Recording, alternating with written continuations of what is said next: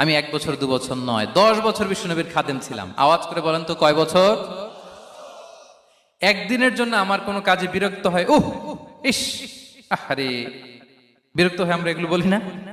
একদিনের জন্য বলে না, একদিন, একটি মুহূর্তের জন্য। এই 10 বছরে একটিবারও পেয়ারা নবীজি বলেন নাই, আনাস এটা কেন করলে?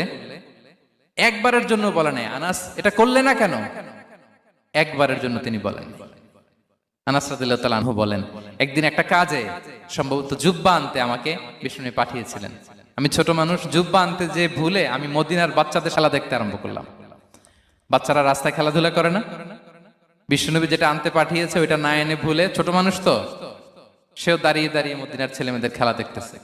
এখন সময়ের পর সময় যায়, ঘন্টার পর ঘন্টা যায়, আনাস তো আর আসে না জুব্বা নিয়ে। বিষ্ণুনবী ভাবলেন, হায় রে, আনাস মনে ভুলে গেছে, যাই নিজের কাজ নিজেই করে নিয়ে আসি। বিষ্ণুনবী বেরোলেন, বেরোই দেখে ওই তো আনাস, আমার আনাস।